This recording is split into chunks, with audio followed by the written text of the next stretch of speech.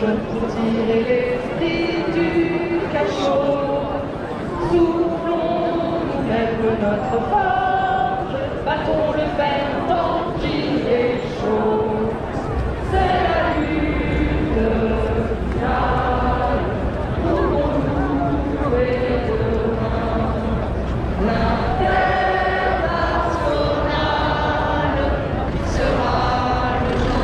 lendemain, c'est la lutte finale.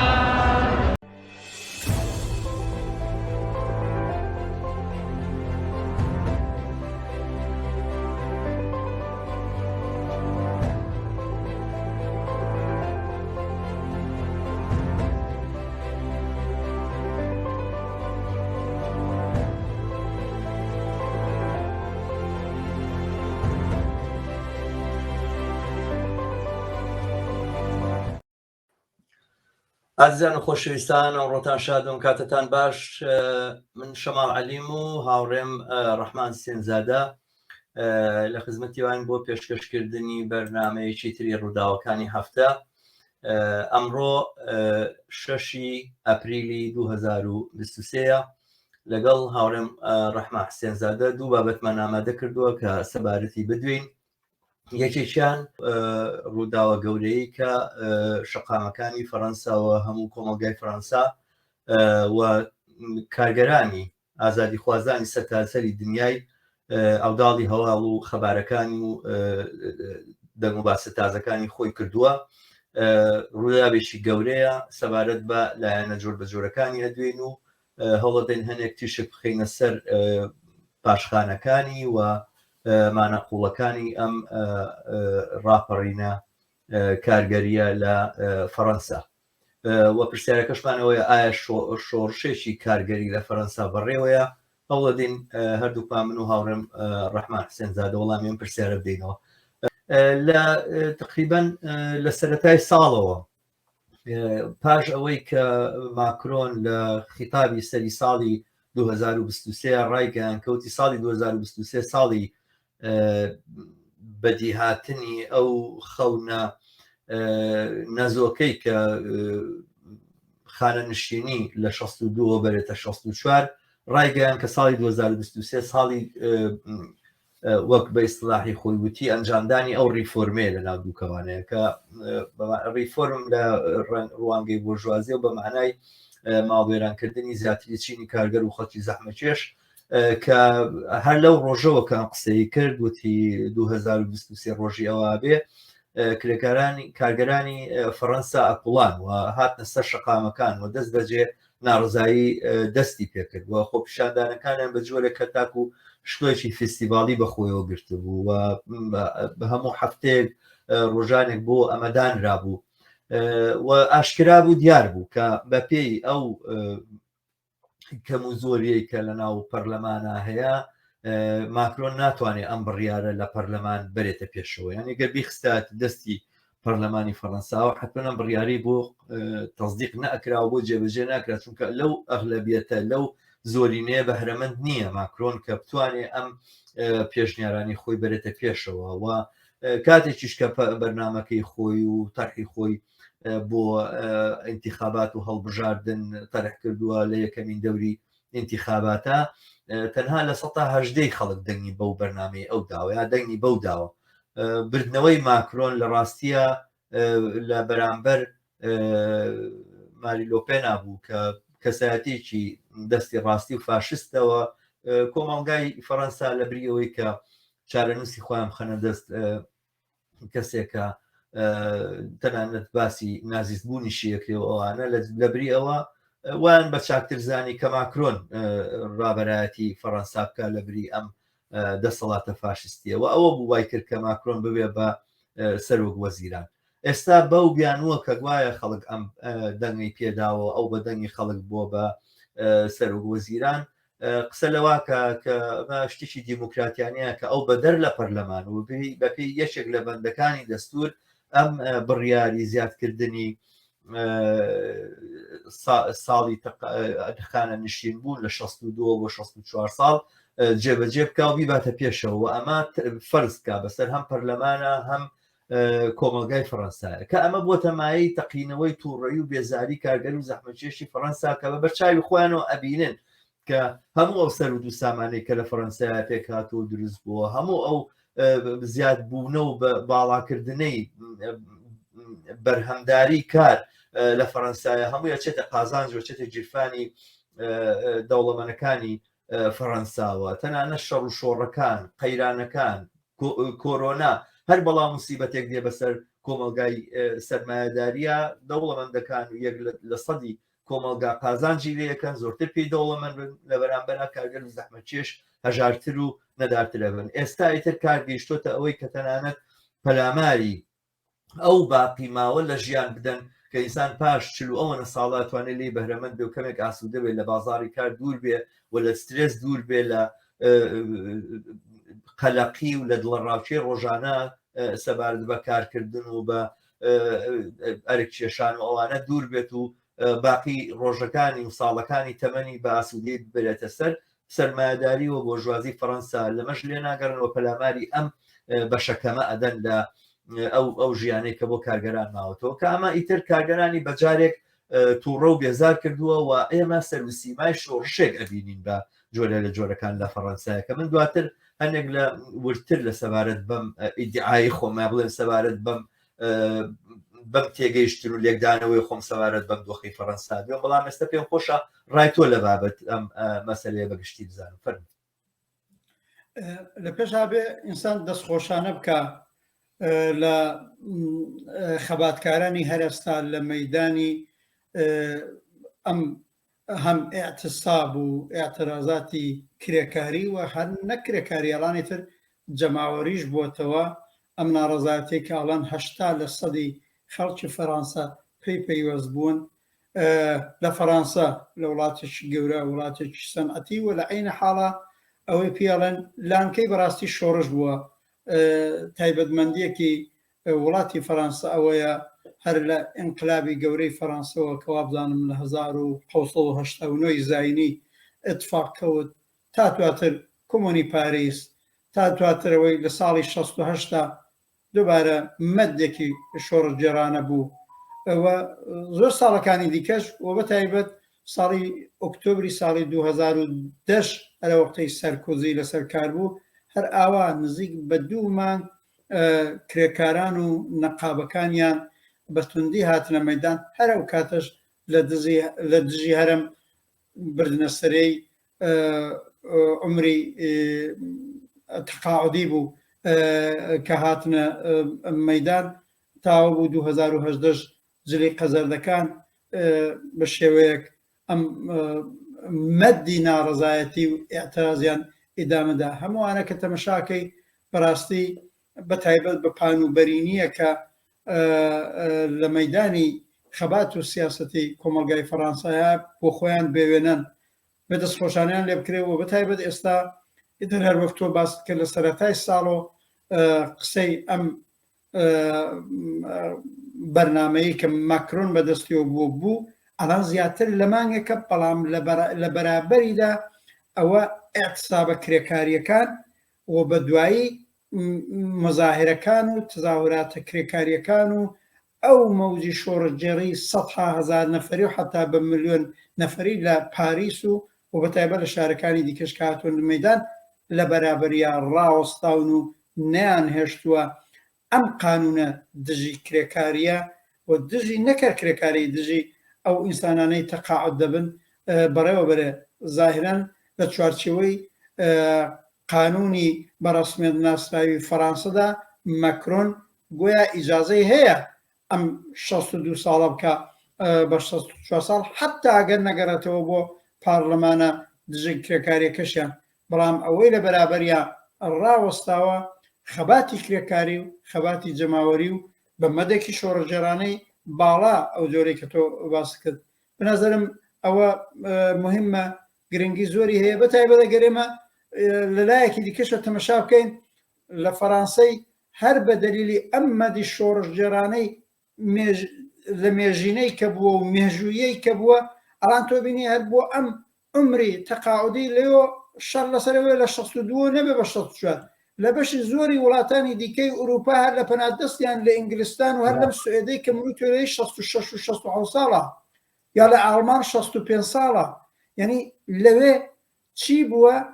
هەر کرێکاران و خەباتی کرێکاریە ئیجازەی نەداوە بەم جۆرە بێشەرمانە ئاخرین ساڵەکانی عمری ئینسانیش بە بارمتە بگرن و بەرەو مەرگیان بەرن. زۆر ئینسانی کرێکار و کارەکەن لە وڵاتانی حتا ئەوروپاییش و لە فەڕەنسا فریای عمری تەقاعودیەکان ناکەوێت لەژێر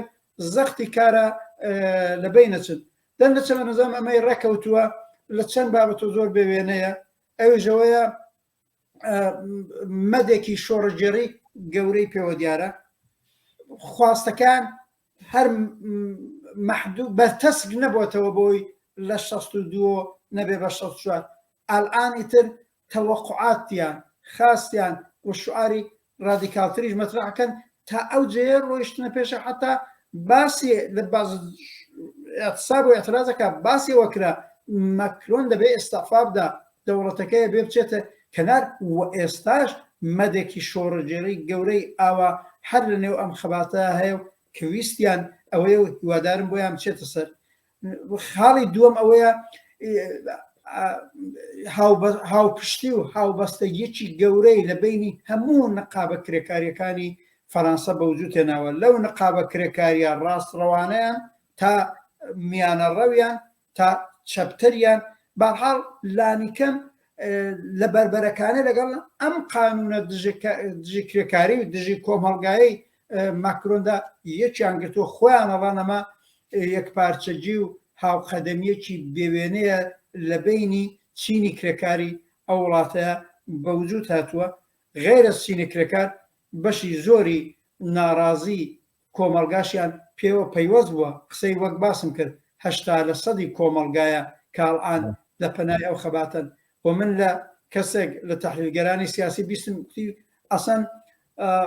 فەزای سیاسەکە وا گۆڕاوە لە هەموو ماڵێک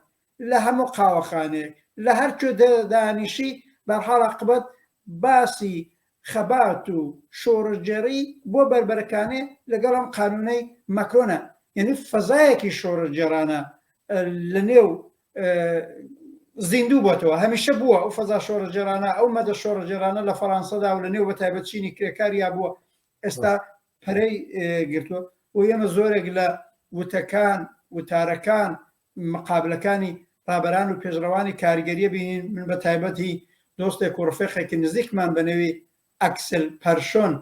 کە بۆ خۆی جزوی ڕابەری نقابەی سێژێتێ یەکێ لە گەورەترین یا پێم وابێ گەورەترین نقابەی کرێکارانی فەڕەنسەیە و بە تایبەت ئەو ڕابەری بەشی کارگەرانی قتارە کە ڕادیکالترین بەشن. ئەگە تۆ لە بیرت بێ پێنج مانگ لەوە پێش لە مانگی ئۆکتۆبرە ئەو شانازیەمان بوو ئەکسل پەرشۆن هات لە کۆنگرەی دەی حزب کۆمونیست کارگەری حکومەتی سیشتا بەشداری کرد پەیامی خوێندەوە ئەوە بەحاڵ هەر لەم بەیانشدا پەیوەندێکی تند و تۆڵمانێمە لەگەڵ خەباتکاری ئەو نقابەکان و ئەوانە بووە. دەرنەتەجە منیش لێکدانەوەیەکی زۆر پۆزتیو ئەوە پێم وابێ ڕەوتێکی زۆر شۆڕەجێڕانەی زۆر زیاتر لەوەی کە بڵێن لە 62 نابێ بە 64 عمری تەقاعودی بەم خەباتەوە دیارە و بەنظرم ئامانجی گەورەتریان بۆ خۆیان داناوە. هیوادارم بتوانن تیاسەر بکەون و ئەو جۆرەی ئەبیسم هێزی چەپ و سۆسیالیستیش بە هەر تعبیرێ لە چەپ بوون و هەر تعبیرێ لە سۆسیالیست بوون هەیانە هەواهەنگن لەگەڵم نەقابە کرێکاریانە و لەگەڵیان. ڕاستە یەکێک لەشتە بەرجەستەکانی ئەم جوڵانەوەیە هاوڕێ ڕەحمان ئەو حەقیقەتەیە کە یعنی ئێستا نەک قسە لەسەر لابردنی ماکرۆن بە جۆرە قسە لەسەر کۆماری شەشەمەکرێ. یعنی ئەم حکومەتەی ئێستا کە لەسەر کارەوانەمە کۆماری پێنجەمە سەردەمی دیگۆلۆ کە دامەزراوە و هاتووە. ئەمڕۆ ئێستا قسە لەسەر گۆڕینی ئەم کۆمارە بەرەو کۆماری شەشەم ئەکرێت. گوایە ئەم کەموکوڕیەشی بەرجەستەی وەها لە ناو دەستوری ئەم وڵاتەیە هەیە کە چیتر خەڵک ئەمە قوبوڵ ناکەن. ینی ئەم بەندەی دەستور کە ماکرۆن پشتی پێبەستووە بۆ ئەوەی کەوا ئەم ساڵی تەقاودیا تەمەنی بڵین خانە نشینی لە 62 کا بە 64 هەر بەو بەندە توانێت زۆر بڕیار و بڕیارنامەی تریش بەسەر کۆمەلگایدا بسەپێنن کە ئەمە بە معنایەک کەلەبەرێکی زۆر گەورە لەو شتی کە پێوترێت دیموکراسی بۆژوازی بەرجەستە بوو دەرکەوتووە نیشانی ئەدا کە ئەوەی کە پێوتێت دیموکراسی بۆژوازی لە قەیرانێکی زۆر گەورەیە یعنی ئەمەی کە ئێستا ئێمە تایەژین لە فەڕەنسا بەرجەستە بوون و تەقینەوەی قەیرانێکی سیاسی گەورەی چینی باڵادەست و حاکمی فەڕەنسایە قەیرانێکی گەورەی دیموکراسیە ئاشکرابوونی ئەو حەقیقەتەیە کە دیموکراسی هیچ پەیوەندیەکی بە خواستی خەڵکەوە بە دەنگی خەڵکەوە نییە ینی بە پێچەوانەی ئەو بەشە لە ئلیت و گوان و سەر و بە حسابێک ڕۆشنبیر و ئەوانەی کە تحلیلگەرن لە وڵاتی خۆمانە کە هەمیشە هەر قسە لەسەر دیموکراسێتە و دیموکراسی سیستمێکی وا باشەوە گەر هەڵبژاردن هەبێ ئاوا چاکە و مشکلەی کوردستان و یاخود ئێران بوون بووناوەیە کە پابەندی یاسانین و هەوانە حقیقەتی ئەوە دەرەکەی ئەمانە قسەی کەسانێکن کە توانین پێیان بڵێن شارلاتان بەڕاستی ئەمانە هیچ ڕەبتێکی بە واقعیەتی ئەو سیستەمە و نییە کە پێوتێت دیموکراسی یەکێک لە قەڵاکانی دیموکراسی هەمیشە و دایم فەڕەنسا بووە فەڕەنسا مەرکەزی ئەو شۆڕشە بۆ کە پێوترا شۆڕشی دیموکراسی بۆژوازی یەکەم وڵات بووە کە کۆماری تیا دامەزراوە و دەسەڵاتێکی کۆماری تیا سەقامگیر بووە و یەکەم وڵاتی بایەقدار و گرنگی دنیا لاری کەم کە دەسەڵاتی کۆماری تیا سەقامگیر بۆ دامەزراوە هەر ئەم وڵاتە ئێستای بینین بە بەرچاوی خۆمانەوە کە ماکرۆنێک کە تەنها بەشێکی زۆر کەمتر لە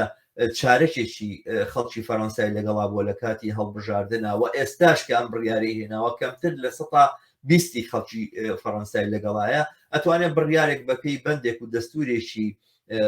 بەبێ بەندی دەستوری فەڕەنسا بهێنێت و بەدەر لە هەموو پرۆسەیەکی دیموکراتی لەسەر کۆمەلگای فەڕەنسایە تەثبیت بکە ئەمە نیشانی ئەدا کە دیموکراسی ئیتر ئەو سیستەمە نییە کە بتوانێت کۆمەلگا بۆ هەتا بۆ بە بەڕێوەبردنێکی مەدەنیانە و شارستانیانەش بەڕێوەبەری ئێمە لەگەڵ بومبەستێکی گەورەی سیستەمی دیموکراسیا بەرەوڕووی و هەر لێرەوەیە کە خەڵکی فەڕەنسا جارێکی ترەگەڕێنەوە بۆ سنتەکان و تەقلیدەکانی کۆمۆنە داگەڕێنەوە بۆ دیموکراسێتی ڕاستەوخۆ و ئەمڕۆ قسە لەکردن لەسەر دیموکراسێتی ڕاستەوخۆ بۆ تەویردی سەر زمانی فەڕەنسیەکان بەڕاستی ئەمە بۆ خۆی پەرەسەندنێکی زۆر گەورەیە لە ئەم دۆخەی ئێستایەوە ئەم جوڵانەوەی وەک ئەو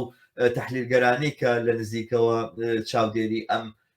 دۆخەی فەڕەنساکەن هەتا ئێستا ژەگەر بەرەو ئەوەش نەڕوا کە ئەم ڕژێمە هەڵگێڕێتەوە و جمهوری شەشەم دابمەزێت لە بری جمهوری چوارەم کۆماری پێنجەم کۆماری شەشەم دابمەزرێنێ هەتا ئێستا شەر سەرکەوتنیی گەورەی بەدەستێناوە لەوەی کە چاو و زەینی خەڵکێکی فراوانی کارگەر و زەحمەتکێشی لە فەڕەنسایە کردوتەوە هەمویانی کردووە بە خاوەنی ڕەئی و خاوەنی قسە کە بێتەفاوت نین مەسەلەن من و تۆ لە سویداژین و بەشێکی ئەم ئەوروپای باکووری ئەوروپایە یا تەنانەت وڵاتانێکی وەکو ئەڵمانیش بەم ئەندازەیە گەرمەگوڕنی لە بابەتی سیاسەتەوە زۆر سایان لێخستووە ساسەن بە هەندێک جار هەستەکەی کە بێدەنگیەکی زۆر سیر و ئەجایە باڵی کێشاوە بەسەر ئەم وڵاتانەیە بەڵام لە ڕاستیە لە زۆر جێگاژەمە ئەوترێ فەڕەنسا نوێنەرایەتی ئاگاداربوونەوە و هوشیاربوونەوەی ئەوروپاکە ئێستا ئەو لە ڕیزی پێشەوەی جوڵانەوەی کارگەری ئەوروپای وەستاوە ئەم سەرکەوتنە نەک تەنها لەسەر چینی کارگەر لە ئەوروپا بگرە کاریگەری گەورەی لەسەر ئاستی جیهانە ئابێ بە تایبەت لە جێگایەکە کە کارگەرڵێ بەسە چیتر بە فرتوفێڵی دیموکراسی مەم خەڵەتێنە نەو سیستەمەی ئێوەی تر کار ناکە کاتی دیموکراسی ڕاستە و خۆی ئەمە بۆ خۆی لە خودی خۆیان لە ناوەڕۆکی خۆیان شۆڕشە لە ناوەڕۆکی خۆیان شۆڕش بەو معنایە ناکە تێکدان و هەڵوەشاندن و لابردنە بەتەنها بە معنای سازدانەوەی ئایندەیەکی ترە سازدانەوەی کۆمەلگایە لەسەر بنەمای تر ئەمە ئەو معنایی هەیە کە من دەرچی پێکەم لە فەڕەنسایە بۆیە باسەکە تەنها لەسەر ئەو سرودی ئەنتەرناسیۆنال و یاخود ئەو مەزاهیرە زۆر بڵین دڵگەرم کەرە نییە کە لەسەر شەقامەکانی فەڕەنسا ئەیبینی ئەم جوڵانەوەیە لە قوڵایی خۆیە زۆر خەسڵەتی شۆڕش جێڕان و پێشکەوت و خوازانەی هەیە و لە ئایندەیە توانێت کاریگەری زۆر گەورە لەسەر تاپای جوڵانەوەی کارگەری لەسەر تاسەری دنیا بدا جارە لەم کەینوبینە ئەوەش بزانین کە جوڵانەوەی کارگەری لە ئەمریکاش بەخۆهاتنەوەیکی زۆر زۆر گەورە بەخۆیەوە بینە لە ڕۆژەکانی ئەمڕۆیە و ئەمانە ئەتوانن ئومێدێکی باش بن بۆ چینی کارگەر لەسەر تاسەری دنیای ئەگەر کارگەری ئەوروپا و کارگەری ئەمریکا دەست لە ناو دەستی یەکا بۆ بەرەنگاربوونەوەی ئەم هەموو قەیرانە کە سەرمایه‌داری ڕۆژ بەڕۆژ بەسەر چینی کارگەرادایە سەپێنێن دەست لە ناو دەستی یەک بن و ئەم خەباتە بە بڕوای من ئایندەی وڵاتانێکی وەکو ئێمەش و ڕێگای دەرباز بوون و ڕزگاربوونی کارگەران لە وڵاتانێکی وەکو ڕۆژهەڵاتی ناوەڕاستوانە ئاسانتر و سەرکەوتووترە بێت. قسەکە زۆر ڕاستە. ئەوەی منیش تێگەیشتوم ئەم خواستە ئەم ویستەی کە هەیە جمهوری پێنجم لە فەڕەنسا بنێنە پشتەر و بەرەو جمهوری شەشم، چۆن من پێم وابێ ئەساسی جیاوازەکە ئەوەیە ئەینەن ئەم جمهوری پێنجمە لەسەر ئەساسی چی بووە؟ ئەرەوەی لە دوای شەڕی جیهانی دووەم و دگۆل هاتووە هەتا ئێستا هێناویانەوە تەواوی بیت و بالۆرەکان ئەوە بووە کە ئێمە دموکراسی پارلمانیمان هەیە و کە گویا دموکراسی پارلمانی یا بورژوایی خۆیان ناڵن بورژوایی پارلمانمان هەیە و مەجلیسمان هەیە و دموکراسی پارلمانەیە و 4 ساڵ یا لە فەڕەنسەوە بزانم 5 ساڵ جارێک نوێنەراتان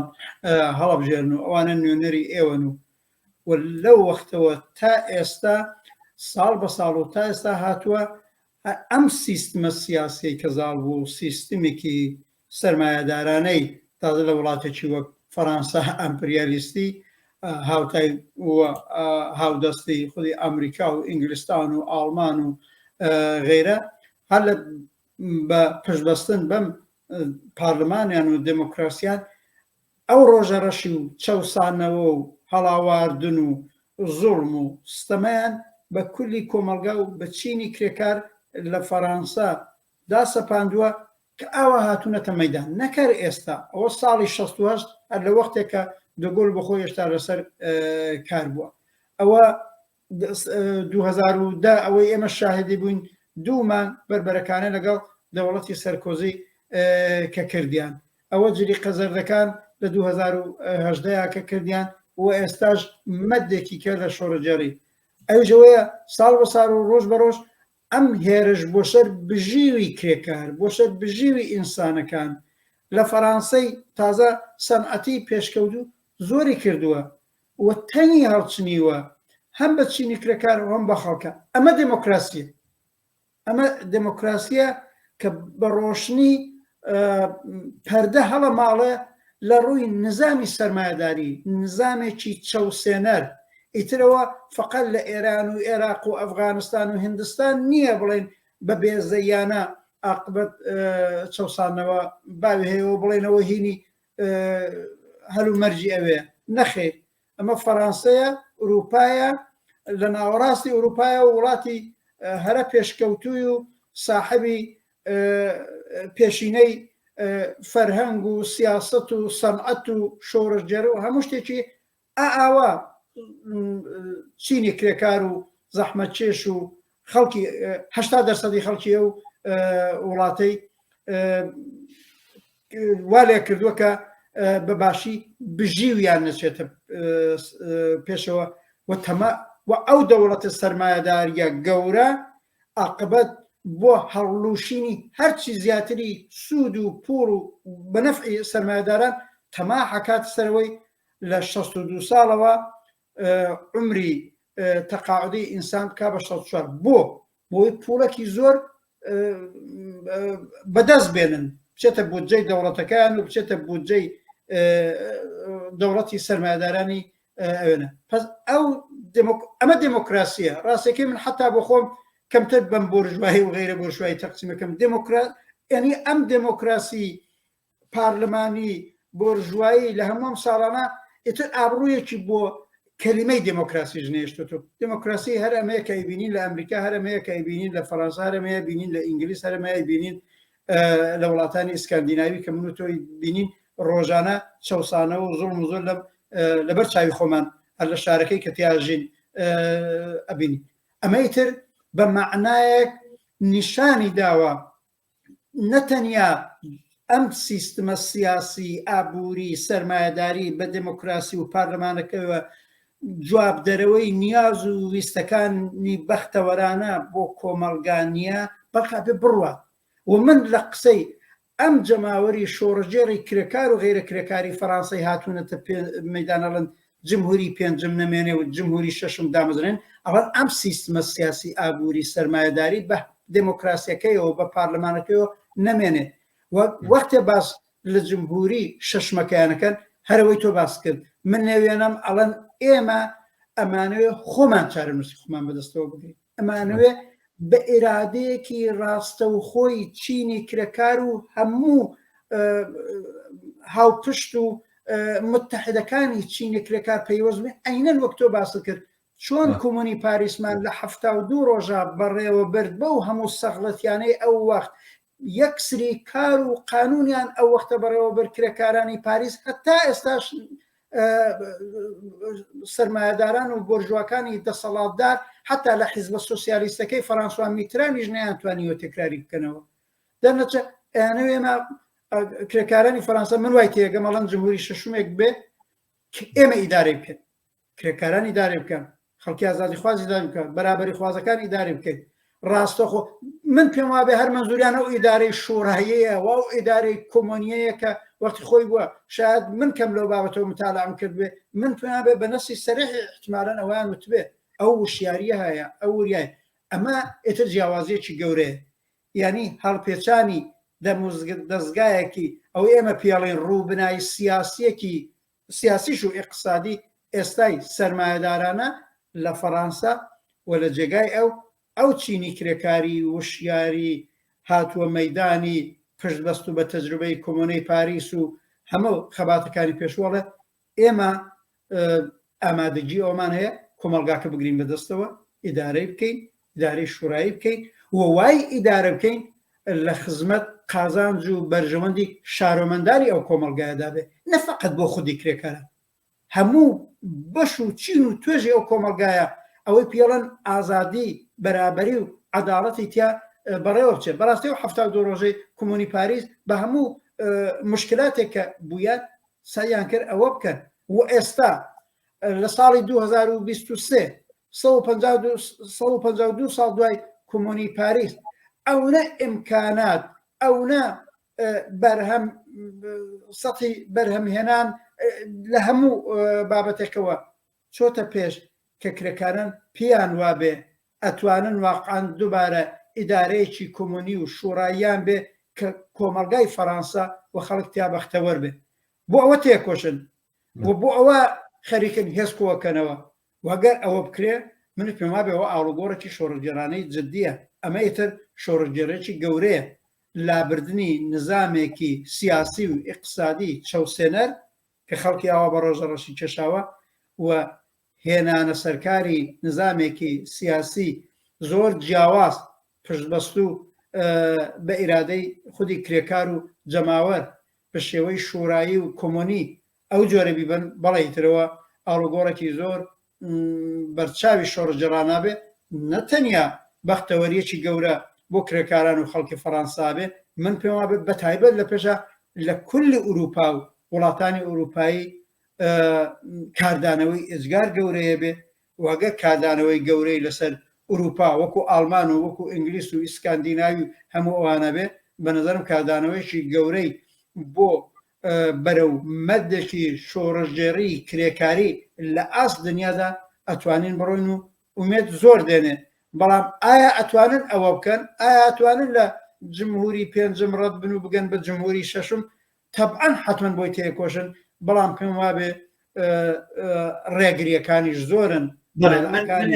ئێستا سەرنجێک بۆ دروست بوو لەم ڕێگا دوو سەرنج سەرەتا هاڕە ڕەحمان باسی ئەم جوڵانەوەی کە ئێستا لە فەڕەنسا هەیە ینی هیچەوە کە ئەم سیستەمە لە هەموو ناحەیەکەوە نیشانی داوە و دەمێکیشە نیشانی داوە خەڵکی کارگەر و زەحمەت چێشتەرانە داوانەشی کە تەمکینیان کردووە یاخود سایان لێخستووە یاخود بێ ئومێد بوو لەوەی کەوا خەبات بەجێگایە بگەوان ئەوانش باشە زانن کە سیستەمی سەرمایەداری لەسەر ئەساسی چەوسانەوەی ئەوان ئەچێ بەڕێوە ئەمە زۆر دەمێکە ئەمە ئاشنایە و ناسراوە بۆ خەڵکۆوانە ئەمڕۆ نییە کە ئەمە کەشف بێ بەڵام ئەوەی کە ئێستا لێرەیە پەردەی لەسەر هەڵە ماوەڕێە هەمیشە و دایم وتراوە کە دیموکراسی لە خەڵکەوەیە بەدەستی خەڵکە و بۆ خەڵکە ئەمە ئەو تعبیرەیە کە لە دیموکراسی ئەکرێوانە ئێستا بینیم دیموکراسی ئەگەر گەڕانەوە بێ بۆ ڕای خەڵک گەڕانەوە بێ بۆ تەمان باسی تاسە حاکمێتی شورایی نەکرا وڵا قسە لەسەر ڕیفراندۆمەکرێت قسە لەسەرەوە کرێت کاتێک لە کاتێکی ئالەم بابەتانەیە کە بەرەنگاریشی گەورە لە بینی ئێمەوە دەسەڵاتە حاکمە هەیە وەختا توانێت ریفراندۆم ئەمە بڕێنێتەوە ئەمە بۆتە شعارێکی زۆر فراوانی خەڵک کە بێت بگەڕێنەوە بۆ ڕای خەڵک بۆ جێبەجێکردنی ئەمانە بەڵام ئەمە کلێنێکی گەورەی خستۆتە ڕوو ینی کلێنی چییە ینی یەک ئەوەی کە ماکرۆن کردوێتی لەم سەروبەندە یەک شتی غیرە قانونی نەکردووە یەک شتی نەکردووە لە قانونەکانی دیموکراسی لای دابێ و خودی ئەمەیە ئەساسی مشکلەکە یعنی ئەگەر مەسەلا لە وڵاتێکی وەک وڵاتی ئێمە وترا بۆچی خەڵک هەژارە مەسەلا لە کوردستانە بۆچی خەڵک موچەی بەدەست ناکا بۆچی خەڵک بێکار و بێ ئایدێ ئەوانە ئاخر گەندەڵیە و ئەم حکومەتانە قانون ڕعایەت ناکەن و یاسا پەیڕۆ ناکریا لە ئێرانە مەسەلەن لە سایی حاکمێتی وەلی فەقیها دیموکراسیت معنای نیە حکمی قانون معنای هەیە دی لە شوێنێکا کە حکمی قانون معنای هەیە لە شوێنێکا کە هەموو شتێک بە قانون نەچێتە پێشەوە بەپێی قانونەکانی خودی دیموکراسی خەریکە فێڵ و تەڵەکە لە ڕای جەماوەرەکرێ و ڕای هەشتا لە سەدی خەڵک ئەخرێتە ژێر پێوە و ڕای 20 لە سەدی خەڵک یان چێت لەوانەیە یەک لە سەدی خەڵک ئەو ڕای ئەوانەیە کە جێبەجێبێ ئەمە دەرخەرێکی زۆر ئاشکرای واقعیەتی سیستەمی دیموکراسی بۆ ژوازیە کە دیموکراسیە بۆ دەوڵەمەندەکان ئەوەی کە مارکس وتوێتی ئەوەی کە لینین وتوێتی ئەمڕۆ خەڵک بە بەش چاوی خۆیەوە پێویست بەوە ناکە خەڵک مارکسیست بێ بۆی کەوا بڵێ دیموکراسی بۆ ژوازی بۆ سەرمایەدارانە خەڵکی سادە و کارگەر و زەحمەتکێشە حقیقەتە ئەزانێ کە ئەمە زەمینەیەکە بۆ تەجاوزکردنی ئەم واقعیەتە بەڵام لە لایەکی ترەوە یەکێک لە کلێنەکان جا ئەوەی کە ئەگەر لەبێ وایە لە فەڕەنساوایە ئەمڕۆ ئێمە کارگەری ئێرانی و کارگەری کوردستان ئەبێ قبوڵی کا لە ئەحزابی دەستی ڕاستیەوەوانە وعدەی دیموکراسیبان نا بیخەنەوە ناو جیفانی خۆتانە معدانەتانەوە ئەبینی دیموکراسەتەکان لە فەڕەنسا چوە تازە ئەوە بە هەدیە بۆ ئێمەێنن ئێوە ڕۆژتان ئاوا بۆ لە ئەوروپا تازە ڕۆژی ئێوە لە لای ئێمە هەڵێ هەڵنایە ئەمە ئەو پەیامەیەکە بێ کارگەر و زەحمەتکێشی وڵاتانی ئێمە بە سەرمایەدارانی بڵێن بەڵام لە لایەکی ترەوە نەبوونی حیزبێکی کارگەری کۆمونیستی حیزبێکی کارگەری کە ئاڵوگۆڕی سەرتاپای سیستەمەکەی لە نەزەرگرت بێ بە بڕوانە کلێنێکی گەورەیەوە ئەو پاشنە ئاشیلەیە یاخود ئەو پاژنەی ئاخیلەیە بە زمانە کوردیەکەی کە ممکنە ئەم جوڵانەوەیە بە سەرکەوتن نەگەیێنێ و ئێمە بەو ئەندازەی کە بەڕاستی پەیوەندیمان هەیە لەگەڵ هاوڕێکی وەکو ئەکسیلا بێ بەم ئاراستەیە قسە لەسەر دروستبوونی تەحەزوبی کۆمیستی بکەین نەک بە معنای ئەوەی کۆمیتە مەرکەزی هەبێت و مەکتەبی سیاسی هێبێت توشتی لە بابەتانە بە مانای بۆبوونەوەی ڕابەرانی چینی کارگەر لە پێک هاتێکی سیاسیە کە داوای دەسەڵات کە حکوومەت بدەن بە ئێمە کارگەران ئێمە ڕابەرانی کارگەرانی ئەم کۆمەلگایەتوانین حکوومەت بەڕێوەبەرین ئەمە ئەو پەیامەیە کە ئێستا بە حیزبێکی کارگەری کۆمونیستی لە دەور تەشکیل بێت لە فەڕەنسایە کە بتوانێت ئەم پرۆسێ بە سەرنجام بگەێنێ باسەکەمان زۆری نەماوە هاوڕێ ڕەحمان ئەو سێ چوار دقەی ئەخیریش بۆ ئێوە فەرموو باشە من ئەتفاقەن لە درێژەی ئەم تەکیدەی تۆ کە ئەم مەدە شۆڕەجێڕیە لە فەڕەنسا ڕابەریەکی شۆڕەجێڕی کۆمونیستیە بێ و ئەوەش حزبێکی کۆمونیستی بێ بە چەند تەکید بکەم تۆ نێوە بەرنامەکەت ناوە فەڕەنسا ئایا شۆڕشێکی کاریگەری بەڕێوەیە منەڵام مەدی شۆڕەجێڕانە هەیە کرێکارانیش کۆڵەکەی ئەسلیەکەین ئەسەن ڕابەریەکەن بە ئەتسابی بە ئەترازیان ئەوان بەشی جەماوەری زۆریان هێناوە تەمەشای وتار و قسەکانیانەکەی زۆر قسەی سوسیالیستی و دژی سەرمایەداری ئەجوملە نمونەیەکیان ئەکسل پەرشۆنە کە بەڕاستی ڕابەرێکی کرێکاری و سۆسیالیستی زۆر وشیارە وجودی هەیە دەی فەڕەنسەشەکە تەجروبەی کۆمۆنی پاریسیشی هەیە و وەختی خۆشی حزبی کۆمۆنیستی فەڕەنسەی زۆر قوی بووە و حزبی سۆسیالیستی زۆر قوی بووە هەموو ئەم هەرومەرج و زەمینانەی هەیە و ئێستاژە بینی من اتفاقاً بۆ نمونە ساڵی 2010 بەرابەر بە سەرکۆزی خەباتەکە دوومان تووشی کێشە ئەتساباتەکان دوومان تووری کێشە هەر لە جیۆ تا ئەو جگایە ڕۆشن ئەوانی جوتیان ئەبێ دەوڵەتی سەرکۆزی نەمێنێ سەرکۆزی ئەو وەختە ئاوای وتی یا ئێمە یا ئێوە من ئەو وەختە وتارێکی کورتم نووسی وتم ئەلئان احتیاجی بەوە بوو جا حزبێکی کۆمونیستی نەوعی لەنین حزبی بۆلشویک جاوە ئێمە هەین جاوە ئێمە هەین جاوە ڕابەریەکەی وەکو لێنین جاوە حیزبە کۆمۆنیستیەکەی بەو ئاقارە بەڵێ ئێوە بڕۆنە کەنار کرێکاران و کۆمۆنیستەکان و ئازادی خواز و بەرابەری خوازی ئەوێنە هەر ئەو وەختە بیانوتوایە جا جەمهوری ششمەکە دامزرین ئێستا شەر داستانەکە ئەوەیە من پێم وابێ ئەو خەباتە تا ئێستا دەستکەوتی زۆری بووە دەستکەوتی سیاسی بووە دەستکەوتی ئابووریشێ بێ بەنظرم ماکرۆن بە ئاسانی ناتوانێت و پێم وابێ ناتوانێت ئەم 62 بە شکا بە 64 هەر ئەوە بۆ ژیان و بژیوی کرێکاران و تەقاعودەکانی فەرەنسا دەستکەوتی گەورەیە ئەو وشیارە سیاسی کە ئەڵێن بەوجود هاتووە لە هەموو ماڵەکان و قاوەخانەکان و کوچە و کۆڵان دەستکەوتی گەورەیە بۆ هەنگاوەکانی دوایی ئەو یەکگرتووەی لە نێو نقابەکانە بۆ زۆر هەمووانە دەستکەوتن و حتا نقابە ڕاستەکان مەجبورن چەپتەر بن چەپتەرەکە نقابەت چەپەکانیان ڕادیکالتر هەمووانە دەستکەوتن ئەوانە لەبیر نەکەین بەڵام بەڵێ بۆ شای گەورەکە هەر ئەو شتەیە من پێم وابێ لە دڵی ئەم خەبات و مبارزەدا هەر وەک تۆوتت ئەکسل پەرشۆن و سەدانی وەکو ئەو وەکو ڕابەران و پێشڕەوانی سوسیالیست و کارگەری نێو ئەم نقابانە و نێو ئەم بزوتنەوەی کارگەری و نێو حساب ئەبێ هەر بەم نەتیجە بکەن جا ئەگەر وابێ ڕابەریەکی ڕادیکال و سوسیالیستی و کۆمۆنیستی پێویستە ئەوەش حزبێ ئەوەش سازمانێوێ ئەوە ڕێکخراوی هیدایەتگەری خۆی ئەوێ و هیوادارم بەو ئاقارەیە بڕۆن و هیوادارم بەو نەتیجە بگەن و ئێمە بەش بە حاڵی خۆمان ئەگەر لە کانالێکەوە لەگەڵ ئەکسل پەرشۆن لە ئێرتباتە هەین حتمما ئەو قسەمان کردووە و هەر دەشیکەین تۆ بۆ خۆت هەفتەی پێشوو لە پلەنومی 36 حزبی کۆمۆنیست کارگەری حکومەتیست بووین پەیامێکمان ئاراستەی هەرم کرێکاران و خەباتی جەماوەری و شۆڕەجێڕی فەرەنسا کرد خۆشبەختانە بەدەستیان گەیشتووە هەر لەو نقابە و لەو ئاعتسابەی کە ئەکسل پەرشۆنی لێنە خوێندراوەتەوە و ئێمە لە پەیامەکەشمانە ئەوەشمان باس کردووە بەڵام دیارە مەسەلە قسەی هەر ئێمە نییە من پێم وابێ ئەو دەرەجە لە وشیاری چینایەتی ئەو دەرەجە لە وشیاری سیاسی و ئەو دەرەجە لە وشیاری حتا ڕێکخراوەیی لە نێو بزوتنەوەی کرێکاری فەرەنسەدا هەن بەم نەتیجە بکەن منیش پێم وابێ بۆ جواب بەو تیتری کە تۆ دادناوە بۆ ئەم دیالۆگەمان ئایا شۆڕشێکی کاریگەری بەڕێوەیە ئەڵێم ڕابەریەکەی کووە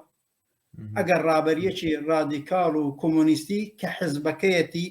لە هەناوی ئەم خەباتە کرێکاری و جەماوەریە بێتە مەیدان بەڕاستی کۆمەلگای فەرەنسا بە هەموو بارێکیەوە ئامادەی شۆڕشێکی کۆمەڵایەتیە بە هەموو بارێکیەوە ئامادەی شۆڕشێکی کرێکاریە بۆنە 152 ساڵ لەوە پێش کۆمەناردەکانی پاریس ئەو کارە پڕ لە شانازیان کرد عجلە لە کارەکەشیان نبوو بەڵام بۆ 72 ڕۆژ نمونەهایەکیاندا بەدەستەوە هەتا ئێستاش کرێکاری جیهانی و ئینسانیەت لە جەهانە خەریکە لە دەستکەوتەکانیان هەر یاد دەکا هەر ئیستفادەی لێکە جا بۆ کۆمەلگای فەرەنسەیەکی پێشکەوتووی سەنعەتی لە ناوەڕاستی ئوروپای بەو هەموو وشیار بۆ 152 ساڵ دوای ئەوە مەجای ئەوە نەبێ شۆڕشێکی کرێکاری و کۆمۆنەیەکی دیکەیدا دوو پات بکرێتەوە بۆ حاکمێتی شۆڕایی و بۆ ئیدارەی شۆڕایی بەڵێ لە کۆتایی قسەدا هیوادارم ئەو ستادی ڕاهبەری کونەندە ئەو حزبی ڕادیکال و سوسیالیستی و کۆمۆنیستیەی کە پێش ببەستێ بەم هەلومەرجە شۆڕەجێرانەی کە لە فەرەنسا هەیە و بە هەموو ئەو پتانسیۆل و قودرەتەی کە لە نێو چینی کرێکار و ئازادی خواز و بەراخۆز فەرەنسا هەیە لە هەنگاوەکانی داهاتووە و